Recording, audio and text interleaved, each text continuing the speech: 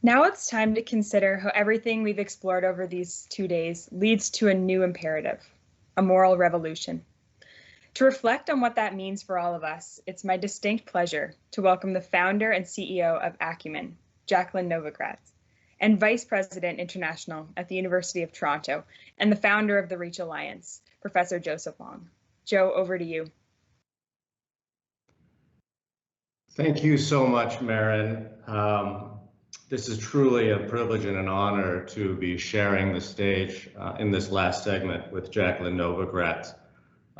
As you all know in the audience, what drives the Reach Alliance is this goal of reaching everyone everywhere. We take very seriously the Sustainable Development Goals and the axiom that no one is to be left behind. We oftentimes use the numbers 0 and 100. That means we reduce poverty to 0 and we reach 100% of the population. That means everybody. Those who have been a participant in this symposium in the past know, and apologies to my students who have heard me lecture this so many times in our classes, but one of the things that I oftentimes point to are the challenges that face us as we attempt and as we look to reach those who are the hardest to reach. When we think, for instance, and in my econ class, we'll look at marginal cost curves, and you all know that to reach that very last person is very expensive. It requires innovation. It requires business innovations, policy innovations. It requires bold and audacious leadership. And even then, when we rerun the numbers, there's still this gap. And I've always thought that this gap needed to be filled by a moral renovation, a moral imperative. And without that moral imperative, we're never going to reach that last person. And no one can speak more authoritatively about a moral revolution than Jacqueline Novogratz, the founder and CEO of Acumen, a pioneer and champion of impact investing, an honorary doctorate recipient from the University of Toronto, and the author of an incredibly inspiring book, Manifesto for a Moral Revolution. We invited Jacqueline last year to be a part of the Reach Symposium. We almost got her, but the book was coming out at the time. And so I read it then, and I reread it now. It's an incredibly moving, deeply personal take, not on just how we can do better and do things better, but interrogating in very serious ways why we should be doing better. Welcome, Jacqueline. It's great to have you here with us today. Thanks so much, Joe, and congratulations to you and everyone for what you've built. I'm excited to be here. Thank you. Well, as I said, I reread your book and I picked some quotes that I thought might structure our conversation. I actually had about 30 different quotes, and I shared them with you in your office, and we reduced it. We were able to bring it down to 5, but there was just so many great things to be thinking about. One of the things that I wanted to actually begin was just to ask you a little bit about how we have to shift our way of thinking. You know, one of the key themes that emerged from the conversations yesterday was that bold and audacious leadership now is not just leading one's organization, but leading to serve those you might not even know, people that you don't even know. And central to your revolution and the idea of a moral revolution is this concept of a moral imagination. Can you tell us a little bit about what you mean by a moral imagination? Sure. So many of us use the lens only of our own imagination, even when designing systems and solutions for people whose lives are completely unlike our own. And so moral imagination requires going further. It requires putting ourselves in another person's shoes, which we often associate with empathy. But it doesn't end with empathy. It starts with empathy. Then it moves to actually what I would call immersion, and what the civil rights activist in the United States, Brian Stevenson, calls proximity. Then it requires getting close to the people whose problems you're working on helping to solve, understanding the systems that hold them back, and being honest about where they might be holding themselves back. And then, although it doesn't sound like it, moral imagination requires moving to action. And so in broad strokes, it's having the audacity to see what needs to be changed, and then the humility to deal with the world as it is and start to do the work to do so. You know, that's really interesting. I mean, one of the things that I found when I read your book was that there was a deep, deep moral anchor to the book, and yet it did not feel like it was moralizing, I guess. You know, it didn't feel like I was being hammered with a set of values, but rather they were a set of values and a moral anchor that was being discovered. And I was wondering if you could just talk a little bit more about that, because what you're saying is that there's an imaginative part, but it's an imagination that's actually centered in some reality as well, right? That is able to be achieved through this proximity. Yeah, the word moral is a complex word, particularly in today's moment in history. And the way I use it is decidedly not some set of prescribed rules handed down from a higher authority. It is this recognition that we have to simply think about the collective and not just about ourselves. We've had a whole generation of leaders rise based on what's good for me. Greed is good, shareholders first, and that's broken now. Mm-hmm. And frankly, it always was. But so the moral part is actually having the humility, the courage to realize that in an interdependent world, we have to navigate lots of different belief systems across lots of different kinds of people. Mm-hmm. And that does require humility. The one immutable, if you will, is our shared dignity that has to be at the center. Mm-hmm. Navigating to how we actually ensure it is the hard work of the moral revolution, but it doesn't come from a place of righteousness. Actually, it's quite the contrary. You know, that's a great point. And if we could have the next slide, but as we move to the next slide, one of the things that I taught a course on poverty and inequality, and I assigned a variety of readings from political science, economics, sociology, anthropology, and I wanted to find a serious reading on the moral case for reducing inequality and eliminating poverty. And it was hard to find. In fact, I mean, I now have found the reading I'm going to assign, but it is hard to find a reading in which it does not feel like sermonizing or moralizing, right? But rather it feels like it comes from a place of humility and authenticity. And this was actually a quote that really stood out to me in the book as well, when you say that distance easily dulls our moral imagination. And distance is central to what we're doing at Reach, right? It's about traversing distances to reach those who are in the most remote areas. There's also a sort of a traversing cognitive distance. You know, there's this sort of out of sight, out of mind. And certainly when we've collaborated with folks working in the favelas in Brazil, there's a very much out of sight, out of mind mentality that we can quickly fall into. And of course, as we've heard over the past few days, there can be a distance that we create called division, racism, identity conflict, and so forth. When you talk about distance easily dulling our moral imagination, how do we overcome that? How do we overcome the kinds of distances I've just described, and indeed some of the ones that you've encountered as well in your work?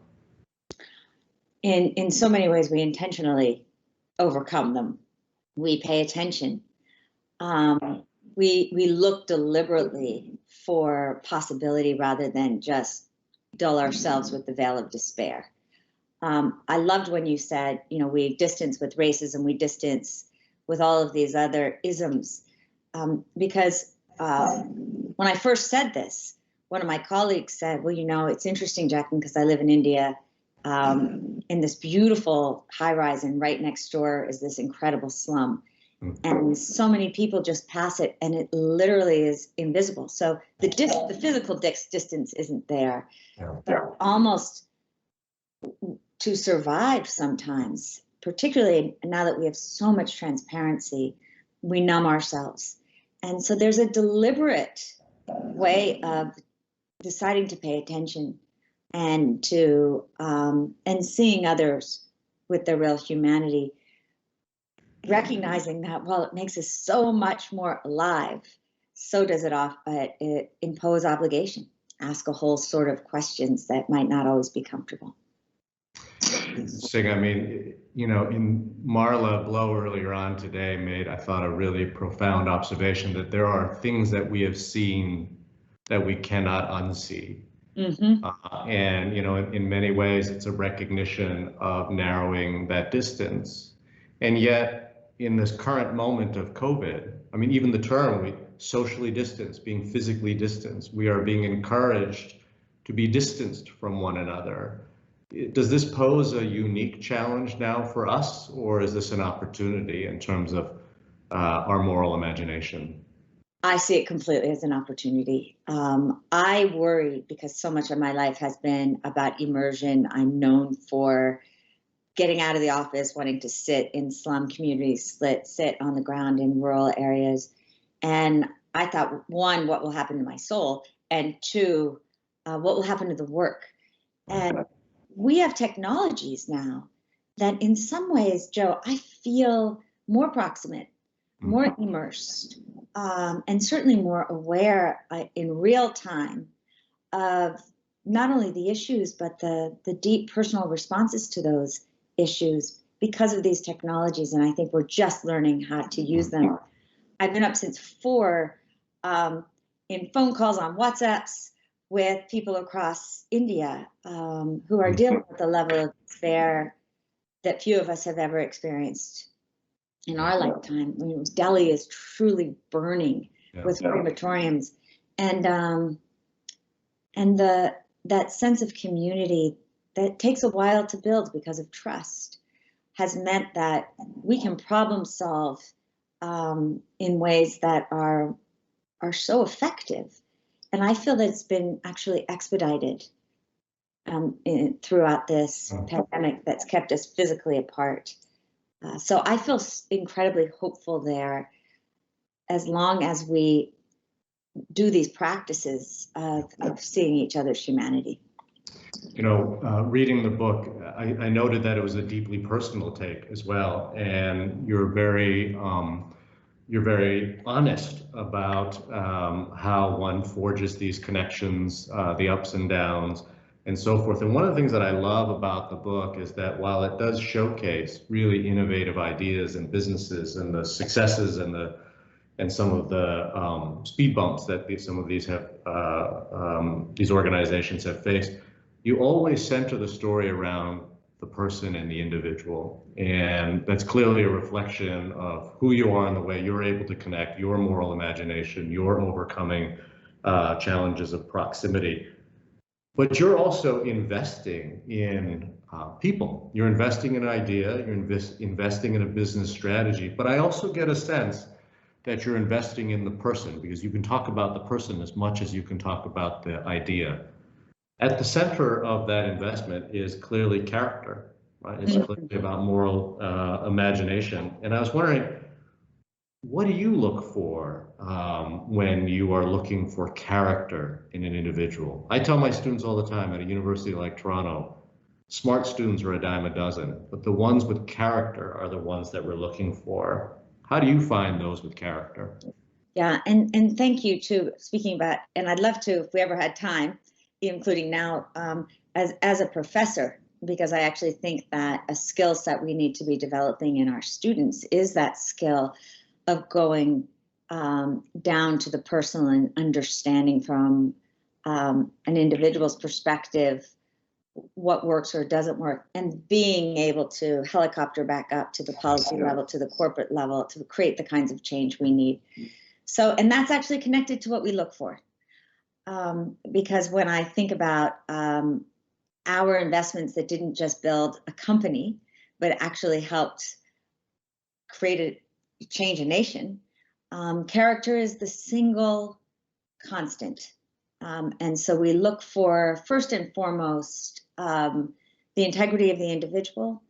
Do they have vision, and are they daring enough to be audacious, to imagine the world that could be? Number 2, do they have humility? Do they hear feedback? Are they the kind of people that actually immerse themselves in the communities that have the solutions that they want to bring forward? I can't tell you, Joe, how many people have come to me and been like, I've got this water filter and it's been tested at MIT and Harvard, and it's the best in the world, and it's going to change the world. And I'd say, well, tell me about the customer. Tell me about the markets. And they're like, that's your job. Right. That is not my job. Right. So that's like, check. Third, in terms of humility, do you have self-awareness? Very few entrepreneurs have both the vision and the operational capabilities, and none of us have all of the skills. So are you surrounding yourself with people that are better at some things than you are, and are you enabling those people? Fourth, have you failed?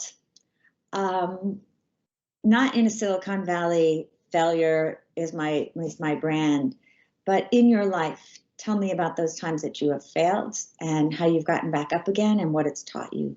Are you a learner?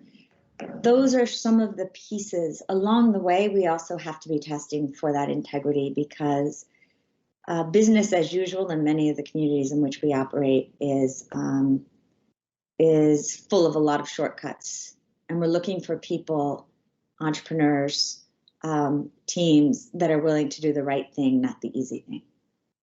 Thanks, Jacqueline. Could have the next slide. This, at the Reach Alliance, we have the privilege of literally hundreds and hundreds of terrific students applying to be a part of this research teams, and it's always a challenge to select and to identify and to empower precisely the characteristics that you've just described. So we'll have to have a longer conversation. I would love for you to be a part of that process moving forward. You alluded to the notion of markets, and you alluded to the importance of someone really understanding the market. So it's not just, especially we want to avoid supply side induced demand, especially if it's a bad product or it's a bad innovation. We really want to be sure that there is need, necessity, and demand for this. And one of the things that you've talked extensively about in the book is listening to voices unheard. That's the essence of what Reach is about, listening to voices unheard, making visible those who are invisible. And you also add that markets are a remarkable listening tool. I wonder if you could tell us a little bit more about that when you say markets are a listening tool. Yeah. So when I started Acumen, of course, I'd worked on Wall Street. I'd seen the power of markets, but I'd also seen their failings. And in aid, too often top-down approaches create dependency, where it's much easier to think about what people should use without actually finding the way from the people's perspectives themselves. And the analogy I'll often give is when your great aunt gives you a really ugly vase as a gift, you're hardly, usually most of us, able to say, I don't want it, thank you very much. We say it's wonderful, and then when she leaves, we hide it or throw it away. And we hope we remember to put it back out when she's here again. The same thing happens with so many low-income communities who are so used to people coming and going with whatever newfangled device they think they need, that there's not even an honest conversation. So the market, which changes the whole conversation, is this useful to you? And if so, are you willing to pay? And if so, what are you willing to pay? Now, of course, we can learn through that conversation where markets work, and we can also see where they fail. Joe, I would just add there are places where the market doesn't listen. Along the supply chain, if your customer is wealthy, but your employees are the 2.4 billion farmers who comprise half the poor people in the world, they have to usually be price takers. They aren't listened to. And so that behooves us then to reimagine, back to that moral revolution, how we use the tools of capitalism to enable the market to listen to those voices unheard too. And that's another conversation. Well, at the core of what you're saying are these conversations, right? It's the conversations that help us understand where monopsonistic purchasers can be exploitative. These conversations are the conversations we can have where that principal commitments can be embedded. Markets are a facilitator of these conversations, and we've actually got a video that we've put together now that we think captures a lot of the insights that speaks to exactly what you're talking about here. And I thought we might take a look at that, and then we'll come back in conversation. I'd love to get your reactions. But it really is, in this video, is really centered around conversation. We call it research, but it's about conversation. So why don't we take a look at this video right now? COVID has presented to us entirely new challenges. We can't unsee what we've seen in the last year. The opportunity from this crisis is for us to understand that the way that we were going about things before just wasn't sustainable. The imperative to reach hard-to-reach populations has never been greater. Our ability to look away has been stripped. And it's made very clear that reaching the hardest to reach is not just a nice to have, but it's absolutely imperative as we think about a more inclusive world moving forward. The more that we stop thinking that this happens in silos and really say we have the same goals but maybe different ways and complementary ways of getting there, that's what the reset really should be about. That's why we got involved with Reach, because academia can be a boat that carries insight from industry to sector to leader. The Reach Alliance is a global research network that brings together academics and students from around the world to investigate innovative strategies by which we're reaching the hard to reach and ensuring that we're meeting the Sustainable Development Goals by 2030. The Reach mandate is to try to understand who's not getting essential services. You learn a lot about how the most vulnerable struggle when you're in the classroom, but it's a totally different thing to have to be sitting in the middle of the mountains in a small village, having a conversation with the hardest to reach. We were having iterative conversations with people in the community. We would take what we learned from one person and bring that to the next person and take their thoughts and keep doing that. Los resultados principales de la colaboración de Reach con Cometa nos permitieron validar aquellas barreras que enfrentan las mujeres en sus procesos de desarrollo. We used machine learning to understand the trends in our data to begin to understand how can we overcome those barriers. Then we can begin to understand how to do it with other development solutions. The operational insights that we glean every single day really help to translate into policy development and to support sustainable development goals. The Center for Inclusive Growth then elevates those insights and makes them actionable and visible for leaders in the private sector, public sector, and NGO space. At MasterCard, we have been partnering with the Reach initiative since 2015. Last year, we doubled down to fund the Reach Alliance. Reach is interested in the network effect, in convening stakeholders from across sectors. Reach is sort of a microcosm of exactly what we need to do in terms of breaking down barriers across sectors and disciplines. In partnerships, we will thrive and achieve more. To understand how we work in collaboration, that is the only way we will reset. What's unique and special about this partnership is that it's scalable. We can actually bring on more universities, more private sector actors. Es indispensable que colaboremos entre universidades, entre diferentes países, y en un diálogo muy fraterno y cercano con las comunidades. Sharing insights to transform policy around the world. This is a call for everyone to actually double down. We doubled down with other academic institutions to accelerate our collective impact this year. We have to think of ourselves as being in a developing world.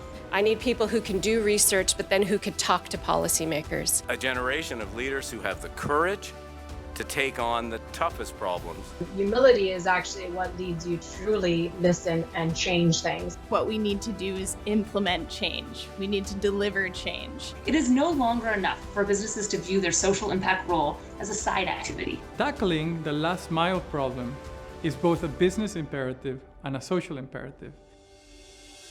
Is this simply a moment, or is this an opportunity for a movement of bold, audacious leadership? When you want the change and when you want real movement, you got to put in the work and build people up alongside with you. We need all of you. We need all of us. This is the opportunity to come together and to be innovative, to think of new models, to reset our mindset. To build back inclusively in ways that compel the powerful to intentionally pursue actions that consider all and benefit all. Join leading global thinkers and practitioners and engage in these important conversations. The possibility for real change is there. Help us accelerate progress. Significant change is possible. It's a very high bar, but if we are being true to our commitments, then we have to accomplish Reach.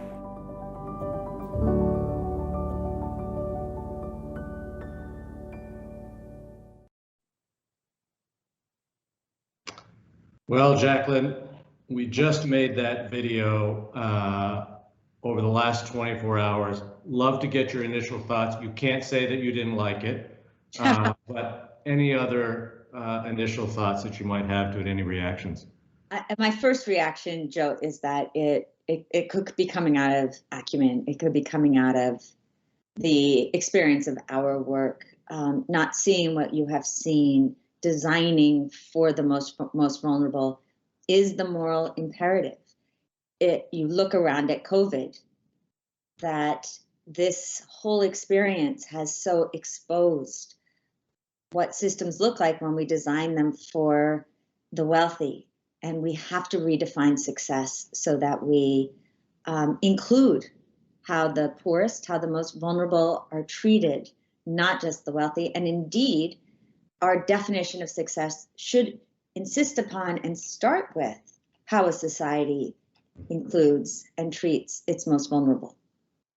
That's a great point. It's really important to have that as the starting point. We oftentimes think, rather than thinking about the core and expanding outwards, what if we actually flipped that and started at the margins and actually thought about what's important at the margins? I think that's so important. It's about, as you said, the conversation and then the flipping capitalism on its head. That it is in that interaction within the context of an interdependent world, because and it comes through so beautifully in the video, our action and our impact and our inaction impact people every day around the world in ways that we may never know. And yet that's the idea. Well, thank you for that. That was totally unscripted for anyone listening out there. Very, very grateful for your appraisal there, Jacqueline. One of the things that, and I think the video speaks to this, is what you talk about in the book, and that is the reality of opposing values. And I thought what was really profound was this notion of holding them in tension, as you put it, holding them in tension.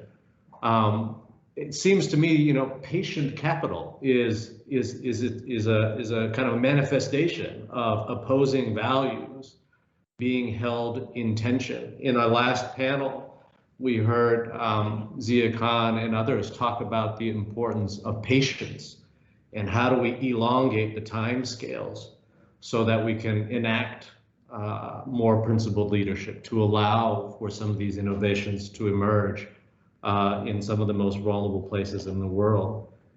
Can you tell us a little bit more about what you mean? Because this is very profound, opposing viewpoints held in tension. On every level, and we partner with Zia and Rockefeller, and I love what he says. I would actually say it's again holding patience and urgency. And when you think about it, if we are going to create change, we can only do it if we're willing to hold our values in tension. With patient capital, we have to be both generous and accountable. For this to work, for companies to actually become financially sustainable and scale, we have to ensure that some way or another, it could be the market, it could be in partnership with government, the costs are being covered. And so that insistence on accountability, while a preferential treatment of the poor, generosity, it's really hard to do. And yet it's the only that way we can lead. I would say, and this is fundamental to Acumen's values as well, listening and leading. And leading isn't a perfect word for this, but to listen, listen, listen, and then at some point to make a decision to try. And knowing when to do the two. When do you call something a failure? When do you double down to get an organization over the hump? Third is that tension between audacity and humility. You have to be able to dream what you can build and be unafraid of that ambition. But you will only build it if you have that humility. We so often talk about rejecting the status quo. The reality of what that means is that you are going against almost every stakeholder that at some level or not is comfortable with the situation. Our systems are designed perfectly for the outcomes we have. And so leading through that requires all of these skills in tension, including partnering with people who may seem like your adversary. finding ways to bring them in to solve a common problem. I think that's the hardest of all. And certainly I say that as an American, when my country is ripping apart at the seams in some ways. We have to get better at holding that tension too, of listening and acknowledging even a small perspective of another person's idea, so that we can then open up to the possibilities of a different solution set. Get the next slide, because, as I'm listening to, I'm thinking, Jacqueline, one way to square this tension or to enable us to hold these opposing values in tension is the power of narrative, right? Mm-hmm. We need to tell the right story.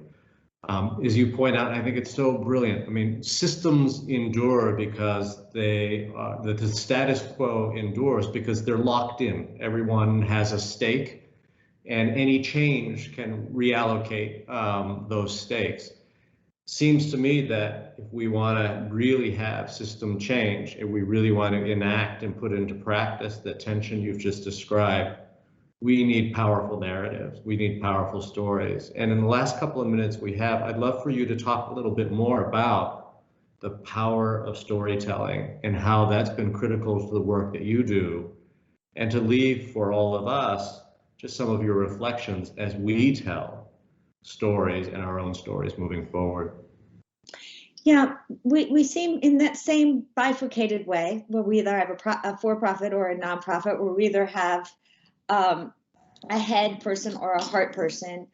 So do we often either hear stories of pathetically starving people waiting for you to save them, or people who can, pull themselves up by their bootstraps. Thank you very much. The stories that we need to tell are based and grounded in the realities, which are sometimes ugly, and yet they are full of hope.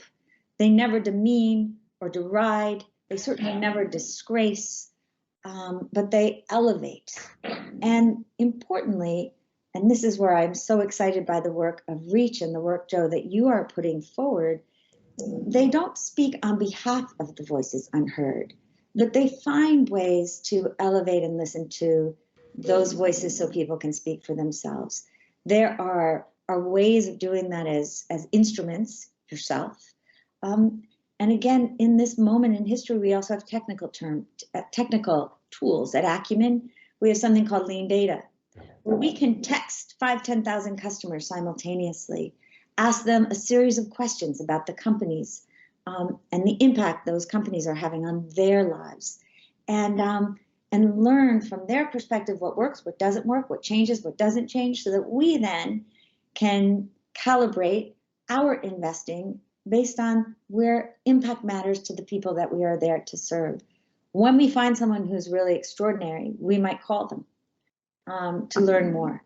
And just to give a sense, I'm thinking about a bonded laborer in South Asia whose answers around an inclusive agricultural bank were so interesting to our lean data team that they called and asked him a series of questions, and then at the end of it said, what are your dreams? And he said, I dream 3 things.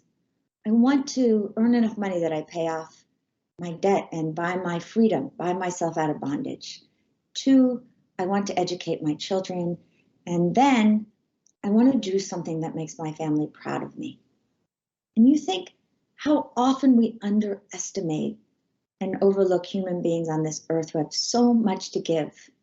We see them as hungry mouths to feed, people to be afraid of, people that want something from us. But what would the world look like if we started from the premise of acknowledging the dignity that we all yearn for, building systems to allow people to contribute, to participate? I think that's what Reach is about. I think that's what we all have to be about. Jacqueline, thank you so much. I was seized by a couple of words in a relationship you drew out for us, and that is authenticity and honesty being the basis of hope, not fiction, right? Not falsities, not exaggeration or hyperbole, but rather authenticity, warts and all, successes, humility and all, is really the basis of hope. And I think that's a terrific way to, it's a terrific way to end this conversation, but I think it's also a terrific way for all of us who had the privilege of listening today to carry on these conversations. And I look forward to carrying on this conversation with you in the future, Jacqueline. Thank you so much. This has been a real honor and pleasure. Thank you, Joe. Thank you, Maren. It's just, and thanks to everyone at Reach. What an honor for me. Thanks.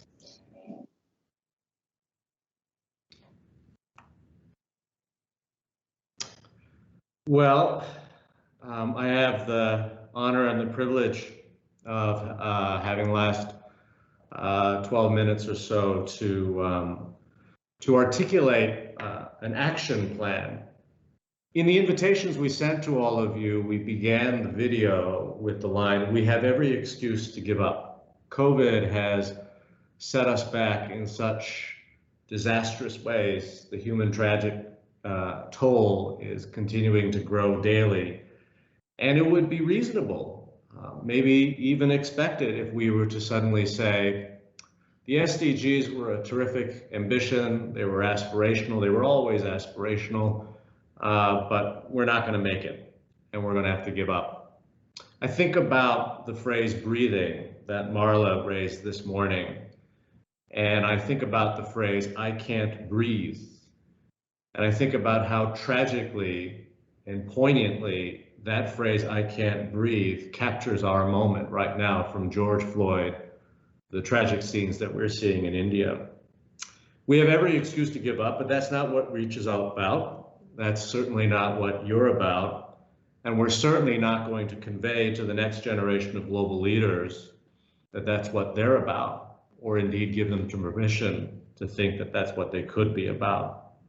The last 2 days have been truly incredible. The conversation has been amazing, inspiring, uplifting, honest, sometimes frightening, distressing. But as Jacqueline and I were just saying, those honest conversations are the basis of hope moving forward. I want to just take a few minutes to thank some people. There are so many to thank, so I won't be able to list you all by name, but I do want to highlight a few. First, I want to thank all of our partners and the participants in this symposium over the last 2 days. There have been over 200 of you participated, representing over 80 organizations from around the world. I want to thank our sponsors, the Munk School of Global Affairs and Public Policy at the University of Toronto, and specifically Jill Mathurin, who is the head of communications. There's been just amazing. Moni Kim, who has been running operations for the Reach Alliance, as well as our colleagues at the MasterCard Center for Inclusive Growth, Ali, Arturo, and our dear friend Walt McNee. I want to thank all of the coaches who work with all of our research teams, instilling in them not only the skills to be collaborative, to actually do what we talk about, but also to continue to build the right culture around principled leadership and collaborative teamwork. I want to express my gratitude to all the faculty mentors out there, leading professors from across all disciplines who have been mentoring their research teams, working with their research teams to draft not only case studies, but in many instances now getting that work published with the students as the authors in leading academic journals around the world. And these are all featured on our new website. I want to thank Maren McLeod, who for many of you probably don't know, because in her opening remarks yesterday, her masterful opening remarks, she just gave such a commanding performance. She captured so well what Reach is about. Many of you may not know that Maren, in fact, is a Reach alum. She was a student at the University of Toronto 4 years ago, 5 years ago. In fact, she was a student in one of my classes in which she said I was a lousy professor, and I'm grateful that she looked past that and took on this important leadership role at Reach. She organized the entire symposium along with her team. From the very beginning, the Reach Symposium was always intended to be for the Reach researchers and the alum. And the challenge that we put to Maren was design a symposium that will reach the researchers and alum. That is an opportunity for them. I always joked to her, I said, the kids ran the show, but this is an incredible show, and I'm deeply proud of what Maren has been able to do. And I want to thank most of all the Reach researchers and the alum who are incredible young talent, who are incredible, not young, who are incredible talents, who are super smart. But as I was saying to Jacqueline, at a university like ours and others around the world, super smart young people are a dime a dozen. Who are the ones with character? Who are the ones with passion and compassion? Who are the ones that are committed to doing the work, to being in the field, to narrowing the distance that dulls our moral imagination, and who give us faith that we will never give up, no matter what challenges we face.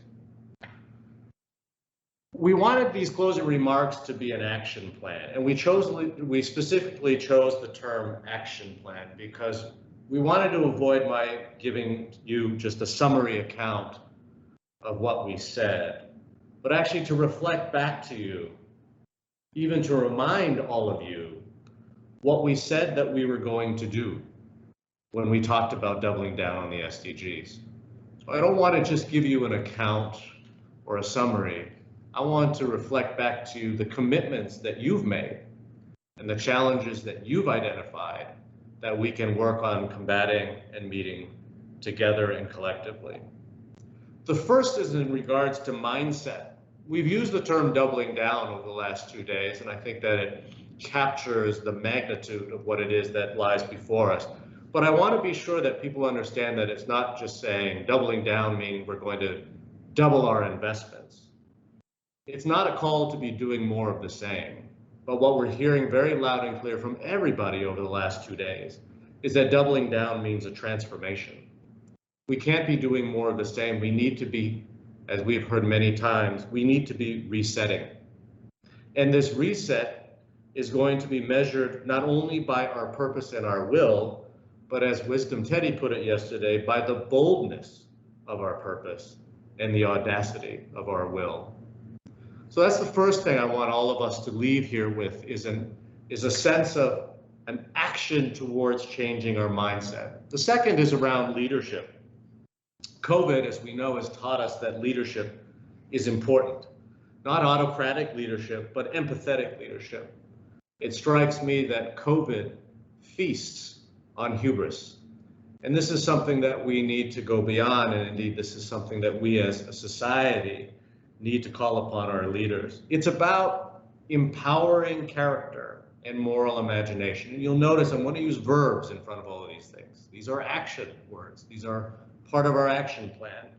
It's about empowering character and moral imagination. It's about leading with values. It's about, as Sabine and Franca talked about yesterday, selecting and cultivating leaders based on character. That has to be one of our key criteria, if not the chief criteria, as we work with, and we have the privilege of working with the next generation of leaders. Leadership has to reflect authenticity, which means it puts humility first and foremost.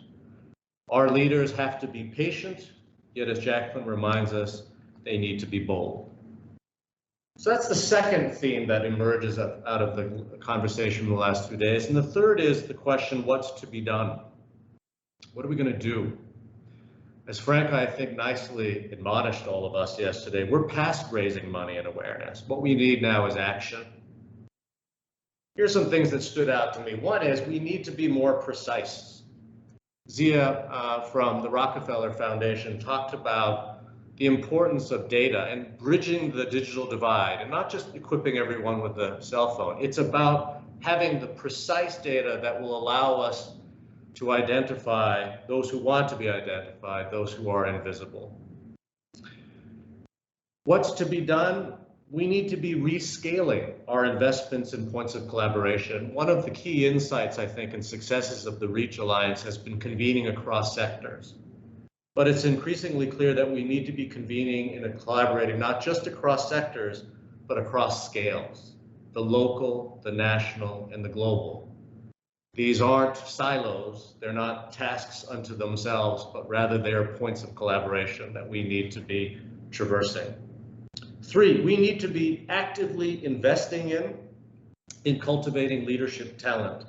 I hope this is something that we're doing here at the Reach Alliance, one of the things that we learned from the very beginning is that the worst thing we can do for these young leaders is to have expectations.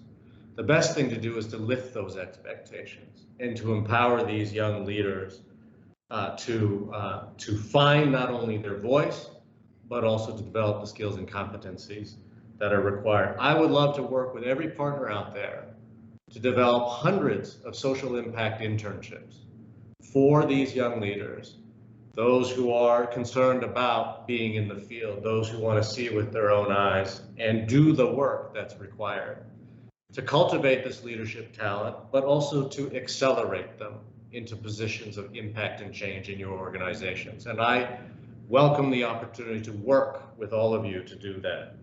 And lastly, very important verb, we need to confront what divides us. We need to understand the distinction between inclusion and the tasks of non-exclusion. What this means is it means that we need to confront our ignorance, we need to call out actively our complacency, and we need to confront and defeat things that divide us, such as racism. I think we need to be bold about it. I think we need to be explicit about it.